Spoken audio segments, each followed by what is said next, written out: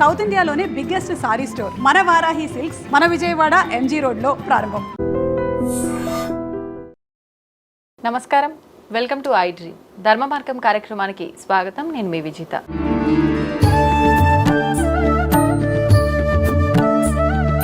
ప్రస్తుతం మనతో పాటు ఉన్నారు ప్రముఖ జ్యోతిష్యులు బ్రహ్మశ్రీ చేబిఎం కిరణ్ కుమార్ శర్మ గారు. ఇప్పుడు గురుగారితో మాట్లాడి మరిన్ని విషయాలు తెలుసుకుందాం. నమస్కారం గురుగారు. అఖండ ఆయురారోగ్య ఐశ్వర్యాభివృద్ధిరస్తు, స్థిరలక్ష్మి ప్రాప్తిరస్తు. థ్యాంక్ యూ గురుగారు. గురుగారు, అమావాస్య అనగానే అందరికీ ఒక నెగిటివ్ ఆలోచనలు వస్తుంటాయి. ఎక్కువగా ఇది దుష్ట శక్తులకు సంబంధించిన రోజుగా, బ్లాక్ మ్యాజిక్ చేసే వాళ్ళు ఉపయోగించుకునే రోజుగా, ఇలా రకరకాలుగా ఏదైతేనేంటి ఒక రకంగా ఇది నెగిటివ్గానే వెళ్ళిపోతుంది ఆలోచన అమావాస్య అంటే. అయితే ఏంటి అసలు అమావాస్యను మనం ఏ రకంగా తీసుకోవచ్చు అంటారు? దాని విశిష్టత ఏంటి? ముఖ్యంగా నేను ఈ మధ్య ఒక విషయం విన్నా అమావాస్యకు సంబంధించి. అమావాస్య రోజు మనం నిత్యం ఇంటి ముందు గుమ్మం ముందు ఏదైతే ముగ్గు వేస్తామో ఆ ముగ్గు అనేది అమావాస్య రోజు వేయకూడదు అని చెప్పి. ఇది నిజమా? నేనేమైనా తప్పుగా విన్నానా? దాని గురించి తెలియజేయండి. రైట్. అంటే ఇప్పుడు ముందుగా అడిగినటువంటి ప్రశ్న సమాధానం, అమావాస్య తిథి అనేది నెగిటివ్ ఎనర్జీని కలిగిస్తుందా అని అడిగితే ఎట్టి పరిస్థితుల్లో నెగిటివ్ ఎనర్జీని కలిగించదు. ఇది గుర్తుపెట్టుకోండి. మరి ఎందుకు బ్లాక్ మ్యాగ్ చేసే వాళ్ళు ఇవన్నీ కూడా ఆ రోజున ఉపయోగించుకుంటారు అంటే, సూర్యుడి యొక్క ప్రభావం తగ్గిపోతుంది కనుక, సూర్యుడు అస్తంగతుడు అవుతాడు కనుక అతనికి ఉన్నటువంటి ఆ సమయంలో అంటే ప్రత్యక్ష సూర్యనారాయణమూర్తి లేనప్పుడే వాడు ఏదైనా మంత్రతంత్రం కనుక చేస్తే అవి ఫలిస్తాయనేటువంటి భావనతో చేతబళ్ళు కానీ ఇంకోటి కానీ ఉండే అవకాశం ఉంటుంది. వెంటనే మీ ప్రశ్న అడగవచ్చు, గురుగారు మరి చేతబళ్ళు ఉన్నాయంటారా అని మీ ప్రశ్న అడుగుతారు. గ్యారెంటీ అడుగుతారు. లేవని ఎవడు చెప్పాడు మీకు? చేతబడి లేదని ఎవడు చెప్పాడు మీకు? ఉందైతే భగవంతుడు ఉన్నాడుగా. వెంకన్న స్వామి కొండ మీద ఉన్నాడు, శ్రీశైలం మల్ల ఉన్నాడు, యాదరి లక్ష్మీనరసింహ ఉన్నాడు. మరి దేవుడు ఉన్నప్పుడు దయ్యాలు ఎందుకు ఉండవు? చేతబడి ఉందా అంటే, ఒక మంత్రం చదివితే దేవుడు ప్రత్యక్షం అవుతున్నప్పుడు ఒక తంత్ర ప్రక్రియలో దయ్యం ఎందుకు ప్రత్యక్షం కాదు? లేదని అనుకుంటున్నారు. అదే చాలా మంది అడుగుతుంటారు, ఈ కాలం చేతబడి లేవని చెప్పేసి. చేతబడులు ఉన్నాయి తప్పకుండా, చేసేవాళ్ళు లేరు. ఇది విషయం గుర్తుపెట్టుకోండి. చేసేవాళ్ళు అంటే సరైన ప్రక్రియ ద్వారా చేసేటువంటి వాళ్ళు ఎవరు లేరు మనకి.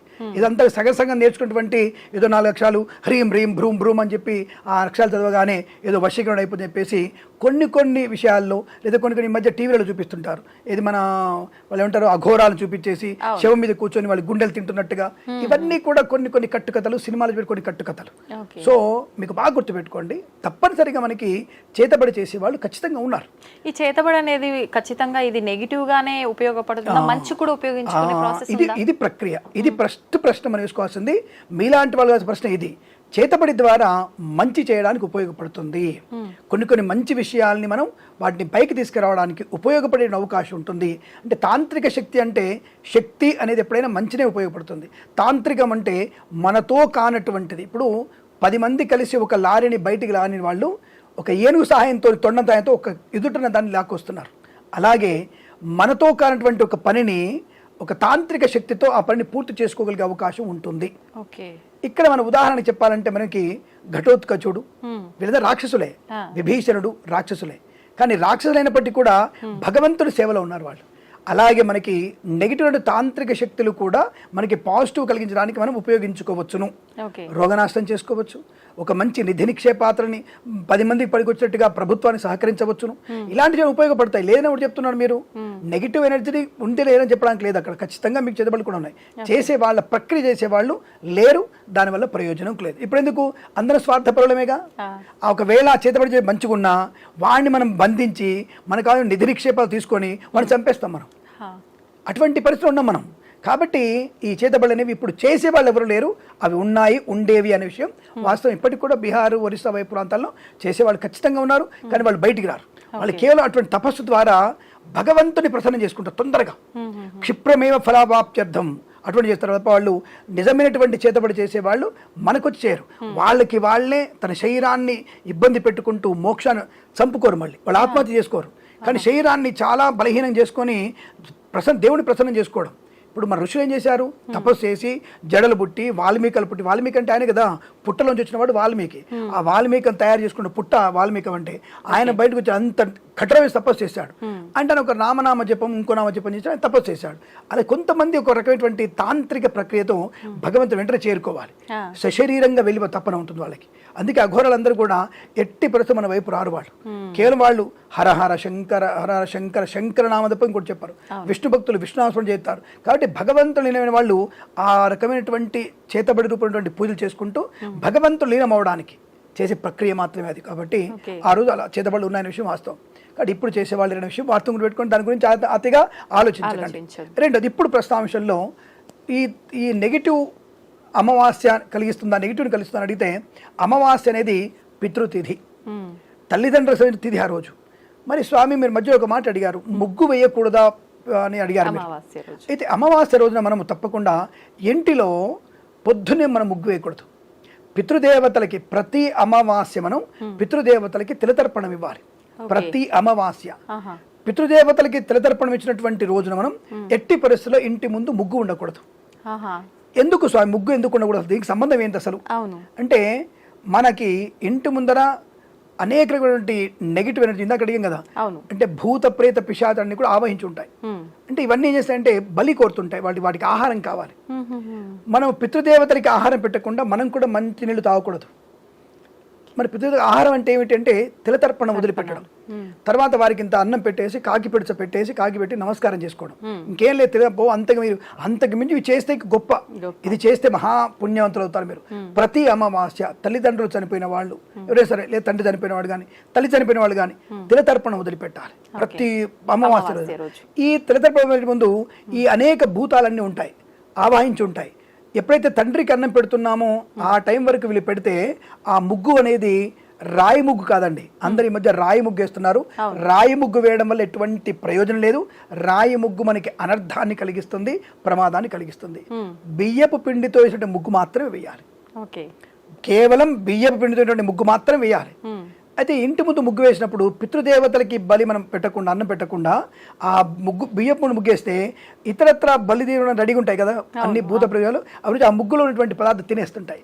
చీమలు పక్షులు అవి తినేస్తాయి. పితృదేవతలకి పెట్టకుండా ఇతరుల వాళ్ళకి బలి పెట్టకూడదు. ఈవెందో మన ఇళ్లలో కనుక పితృదేవతల రోజు తద్దినం వస్తే మన పిండ ప్రదానం చేసుకొని బ్రాహ్మడికి భోజనం పెట్టిన తర్వాత అన్నం పెట్టి భోజనంలో ఆకులో భోజనం పెట్టి పితృదేవతకి తీర్థం ఇచ్చి అప్పుడు నైవేద్యం పెట్టాలి దేవుడికి. దేవుడికి నైవేద్యం పెట్టకూడదు. ఇంట్లో పూజ చేసుకునే ఆ రోజు ఇంట్లో దేవతార్చన చేసినా సరే దేవుడికి నైవేద్యం పెట్టరు ఆ రోజు. మామూలుగా దీపారాధన, దీపారాధన దీపం అభిషేకం చేసి పూలు పెట్టి రెడీ పెట్టాలి. ఆయన బ్రాహ్మడి చేతుల్లో ఆయనకి అన్నం వడ్డించి అన్ని వడ్డించి దేవుడి వేస్తాన్ని వడ్డించి బ్రాహ్మణుడికి అవపాసన ఇచ్చిన తర్వాతనే దేవుడి నివేదన చేయాలి.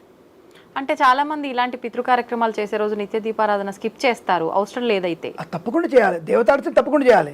నివేదన ఒక్కటే ఆపాలి. నివేదన వరకు అంటే నైవేద్యం మాత్రం పెట్టకూడదు. అలా పెట్టకుండా పితృదేవతలు పెట్టిన తర్వాత నైవేద్యం పెట్టాలి. అందుకే ఇక్కడ ముగ్గు అనేది కూడా పితృదేవత తిలతర్పణం వదిలేసి కాస్త కాకి అన్నం పెట్టినప్పుడు నమస్కారం చేసుకున్నప్పుడు పితృదేవత తృప్తి పడతారు, అక్కడ దీపం పెట్టాలి, తృప్తి పడతారు. మనం బియ్య పిండి ముగ్గు వేసిన తర్వాత ఈ సూక్ష్మ క్రిములు చీమలు అన్ని కూడా తినేస్తాయి. కాబట్టి పితృదేవతలు పెట్టకుండా వాటికి పెట్టిన దోషం మనకి ఏర్పడుతుంది. కాబట్టి అమావాస్య రోజు పొద్దున్న ముగ్గు వేయకూడదు. సాయంకాలం పితృదేవత అయిపోయిన తర్వాత సాయంకాలం తప్పకుండా ముగ్గు వేసుకోవాలి. లక్ష్మీప్రదం కావాలిగా, కాబట్టి లక్ష్మీదేవికి ఆహ్వానం కోసం అప్పుడు ముగ్గు వేయాలి. అప్పుడు అందరి పక్షులకి మనకి పురుగులకి చీమలకి నైవేద్యం అది. ముగ్గు అంటే అది అర్థం. మనం పెట్టేటువంటి ప్రతిదీ కూడా ముగ్గు అని అర్థం. ఆ ముగ్గులో మనం అనేక బియ్యపిండి వేస్తే చీమలకి ఆహారం అవుతుంది, పక్షులకి ఆహారం అవుతుంది, పిచ్చుకలు తింటాయి, వాటి మన ఇల్లు తృప్తిగా సంతోషంగా ఉంటుంది, ప్రకృతి నిలయంగా ఉంటుంది. కాబట్టి ఈ అమావాస్య రోజున ఈ కారణం చేత పొద్దున ముగ్గు వేరు తప్ప సాయంకాలం తప్పకుండా ముగ్గు వేసుకోవాల్సిందే, అనుకూలవంతమైన శుభయోగాలు పొందుకోవాల్సిందే. ఎప్పుడు కూడా అమావాస్య చెడ్డ తిథి కాదండి, పరమ పవిత్రమైనటువంటిది. శక్తిని యుక్తిని బుద్ధిని పొందుకోవడానికి ఉపయోగపడేది, మంత్రశక్తికి చాలా మంచిది అమావాస్య. ఆ రోజు కూర్చొని మీరు ధ్యానం చేసుకోండి, శివనామస్మరణ, విష్ణునామస్మరణ, గణపతి ఆరాధన చేయండి. విద్యార్థికి ఎక్కువగా మెమరీ పవర్ పెరగాలంటే అమావాస్య రోజు 10 నిమిషాలు ధ్యానం చేయండి చాలు. తప్పకుండా మీకు మంచి అనుభవపూర్వకమైనటువంటి జ్ఞానం ఏర్పడుతుంది. తప్పకుండా మీ ఇష్టం, అమ్మనాలు పూజించండి, అమ్మనాలు ధ్యానం చేసుకోండి, గణపతిని చేయండి, ఎవరైనా చేయండి. ధ్యానం ఒక పావు గంట 20 నిమిషాలు ధ్యానం చేయండి, తప్పకుండా మీకు అనుగ్రహం కలుగుతుంది. ఆ ఇష్టదేవ ప్రార్థన చేయడం వల్ల తప్పకుండా తపస్సుకి తగిన ఫలితాన్ని పొందుకునే అవకాశం ఉంటుంది. నిజంగా నా సందేహమే కాదు, ఈ చాలా మందిలో ఉండే ఉంటుంది గురువు గారు. ఈ సందేహం అడగాలన్న భయం అందరికి, ఏమడుతానులే అని చెప్తాడేమో నాకెందుకు భయం, అవును. అమావాస్య అనేది ఒక రకమైనటువంటి భీతి, భీతి. కంగారు పడడం. అంటే చీకటి కదా, చీకటి అంటే మనసుకి ఉన్నటువంటి మలినం, అది తొలగించుకునే ప్రయత్నమే పూజ, దైవ పూజ. అవును. అది చేసుకోవాలి. దానికి ఉత్తమ మార్గం అమావాస్య రోజున దీపదానం చేసుకోవడం, పితృతర్పణం చేయడం. దీపదానం చేసుకోవచ్చు. అమ్మ నాన్న ఉన్నారు పర్లేదు, దీపదానం చేయాలి. దీపదానం ఎవరికి చేయాలి? మన తాత ముత్తాతల కోసం నరకాన్ని ఉత్తీర్ణం, అంటే నరకం నుంచి బయటపడడానికి, స్వర్గానికి పోవడానికి మనం వారికి తప్పకుండా దీపం ఇవ్వాలి. ఏం దీపం? అది పిండి దీపం. ఏ దీపం ఇవ్వండి, మీకు శక్తి ఉంటే బంగారు దీపం ఇవ్వండి, వెండి దీపం ఇవ్వండి, బియ్య పిండి ఇవ్వండి, ఇత్తడి దీపం ఇవ్వండి, లేదు ఒక నిమ్మకాయ దీపం మీద పెట్టేసి రాహుకాల దీపం లాగా దీపం ఇవ్వండి. ఆ దీపదానం చేసుకున్నా చాలు. దానం చేసుకోవడం ఇంపార్టెంట్. దానం ఇవ్వలేదు, ఒక తులసి కొడ పెట్టేసి దీపం విష్ణువుకి దానం ఇచ్చి దండం పెట్టుకోండి, ఆయన తీసుకుంటాడు. అంటే పెద్దవాళ్ళ యొక్క మోక్షాన్ని పొందుకోవడానికి, పెద్దవాళ్ళకి స్వర్గలోక ప్రాప్తి కొరకు మనం దీపదానం ఇవ్వాలి. నరకము దాదాపుగా మనకి 3 లక్షల నరకాలు ఉంటాయి. మనకి 3 లక్షల నరకాలు ఉన్నాయి మనకి, 1-2 కాదు. వాళ్ళ నుంచి బయటపడాలంటే ఎన్నో దానాలు చేసుకోవాలి మనం. ఛత్రము, చామరము, అలాగే ఏనుగుని, గుర్రాన్ని, ఛత్రము, తర్వాత బండి, భూమి దానము, గోదానం, బంగారం ఇవన్నీ చేయాలి. బాపులను తినడానికి చేస్తారు ఇవన్నీ అనుకునే వాళ్ళు చాలా మంది ఉంటారు అనుకోండి, అది వేరే విషయం. ఆ దానం తీసుకున్నవాడు ఎంత నష్టాన్ని పొందుకుంటాడు, ఎంత తపస్సు చేసుకోవడం అనేది అవి తీసుకున్న బ్రాహ్మణుడికి మాత్రమే తెలుస్తుంది, ఇంకొకరికి తెలియదు. అది ఒక్కొక్క దానం తీసుకున్నందుకు 10,000 గాయత్రి జపం ఒక్కరోజు చేసుకోవాలి వాడు. ఒక్కొక్క రోజు 10,000 గాయత్రి చేసుకోవాలి. గోదానం తీసుకున్నవాడు సంవత్సరం పాటు రోజుకి 10,000 గాయత్రి చేయాలి. తిలదానం తీసుకున్నవాడు ఆ రోజు మొత్తం కూడా గాయత్రి జపం చేసుకుంటూనే ఉండాలి. ఏ దానం తీసుకున్నా సరే, ఈవెంతో మనము పితృకర్మ రోజున భోజనం చేసిన వాడు ముందు రోజు తినకూడదు, ఆ రోజు ఒక్కటే భోజనం, ఆ మర్నాడు కూడా తినకూడదు. అంటే ముందు రోజు ఉదయం మధ్యాహ్నం తింటాడు. అంటే ఇవాళ రేపు మా నాన్నగారింట్లో కార్యక్రమం, మా నాన్నగారి కార్యక్రమం అనుకుంటే ఈరోజు మధ్యాహ్నం భోజనం చేస్తాడు. ఆ తదుపరి సాధ్యతలు మంచినీళ్ళు తాగడు. తద్దిన రోజున బ్రాహ్మడు తద్దిన తాగడు. ఆ మర్నాడు మధ్యాహ్నం వరకు ఏం తాగడు, తినడు. అంత నిష్ఠ కలిసి ఇప్పటికీ ఉన్నారు.